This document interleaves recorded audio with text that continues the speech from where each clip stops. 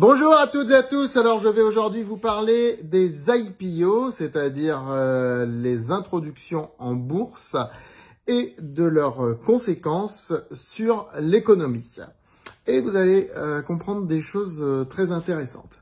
Alors, une société peut s'introduire en bourse, comme vous le savez probablement, pour lever des fonds. Elle crée des actions nouvelles, elle les vend à des inconnus, qui peuvent être vous et moi, mais aussi des banques, mais aussi... bon. Et ensuite, une fois qu'on possède ces actions, on peut les revendre sur le marché. Gagner de l'argent si on fait une plus-value, ou perdre de l'argent si on n'a pas fait le bon choix et qu'on fait une moins-value. Mais en principe, si on investit dans une société, dans les nouvelles actions créées par une société qui s'introduit en bourse, c'est parce qu'on y croit. Bon, ça c'est le principe général, je ne reviens pas dessus. Alors, en France, on n'a pas encore les chiffres pour 2024, mais ils seront pas mieux qu'en 2023. Je vais vous montrer les chiffres 2023. Regardez, il y a eu en 2023 7 IPO en France, pour plus de 1200 dans le monde. Même pas 1/1000 des IPO mondiales réalisés en France. Regardez la comparaison avec les États-Unis. Regardez la comparaison avec la zone Asie, en particulier l'Asie du Sud-Est. Et vous voyez que la France représente vraiment rien du tout dans les IPO à l'échelle mondiale. C'est minable. Voilà, c'est le bon mot. C'est minable. Même pas 1 milliard de fonds levés sur le marché en 2023, alors qu'il y a plusieurs dizaines, centaines de milliards qui sont levés ailleurs.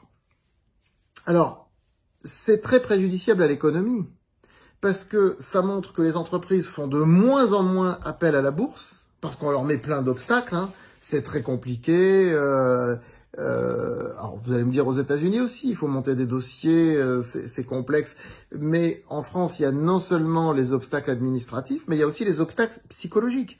Les chefs d'entreprise n'ont pas ça dans leur tête. Ils pensent au financement bancaire, ils pensent à d'autres types de financement, alors que le financement par le marché, c'est un financement cash qui arrive direct.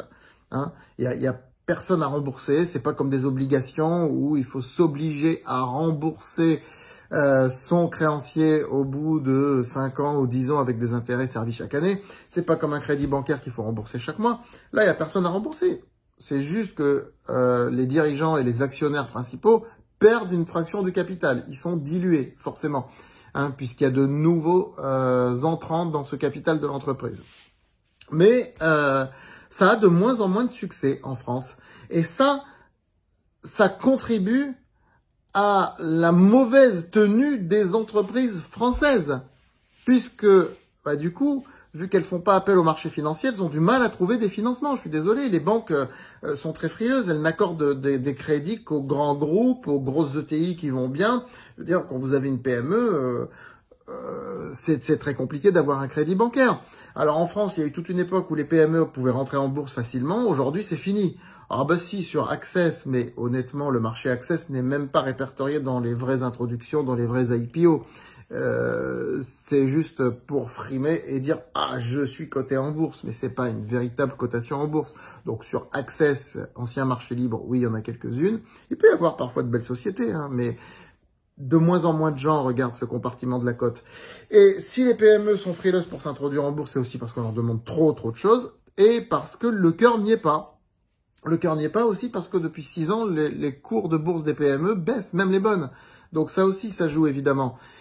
Mais c'est sûr qu'une aventure, quand vous voyez une aventure comme Apple qui a pu se concrétiser grâce à son introduction en bourse, on pourrait dire la même chose d'Amazon, et on pourrait dire la même chose de plein d'entreprises, en France, vous voyez que c'est beaucoup plus compliqué parce qu'il y a beaucoup d'obstacles administratifs, plus qu'ailleurs, mais il y en a partout, soit dit en passant. Et puis, c'est pas dans les têtes, c'est pas dans les mentalités, et ça manque d'investisseurs. Le marché français manque d'investisseurs.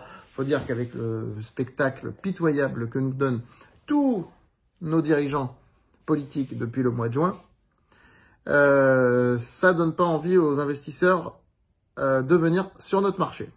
Mais bon, soyons positifs et espérons que 2025 soit mieux et qu'il y ait un peu plus d'IPO parce que ça dynamise le marché. Et si ça dynamise le marché, ça dynamise l'économie. Ne l'oubliez pas, une bourse dynamique, c'est une économie dynamique. Et au contraire, une bourse à tonnes, c'est une économie à tonnes. Hein. Ça va ensemble. Voilà. À très vite pour un autre décryptage.